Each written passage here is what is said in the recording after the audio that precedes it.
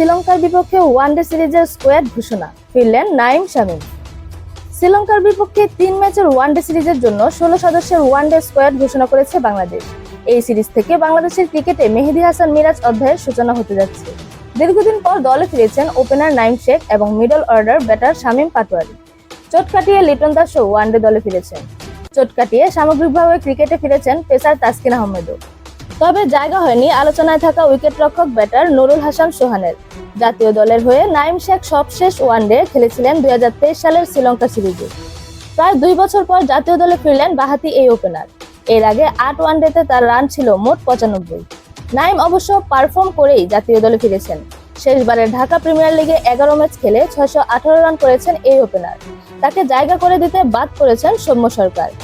নাঈমের সুযোগ পাওয়াটা কিছুটা প্রত্যাশিত হলেও শামীমের অন্তর্ভুক্তি কিছুটা বিস্ময় জাগালো। তিনিও প্রায় 2 বছর ওয়ানডে দলের বাইরে ছিলেন। 4 ওয়ানডের ক্যারিয়ারে মোটে 16 রান করেছেন তিনি। ওয়ানডেতে বা সাম্প্রতিক সময়ে লিস্ট এ ক্রিকেটে সেভাবে কিছুই করতে পারেননি তিনি। এমনকি দীর্ঘদিন পর টি-20 দলে ফিরে পাকিস্তানের বিপক্ষে লাহোরে তিনি ইনিংসে শামীমের ব্যাটে আসে 4, 7 আর 8 রান। 16 জনের এই স্কোয়াডে 2 নতুন মুখ পারভেজ হোসেন ইমন আর তানভীর ইসলাম।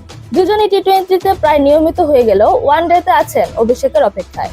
বাংলাদেশ ওয়ানডে স্কোয়াড: মেহেদী হাসান মিরাজ অধিনায়ক, তানজিদ হাসান তামিম, পারভেজ হোসেন ইমন, নাঈম শেখ, নাজমুল হোসেন শান্ত, তাওহিদ হৃদয়, লিটন দাস, জাকের আলী অনিক, শামীম পাটোয়ারি, রিশাদ হোসেন, তানভীর ইসলাম, মুস্তাফিজুর রহমান, তানজিম হাসান সাকিব, তাসকিন আহমেদ, নাহিদ রানা, হাসান মাহমুদ।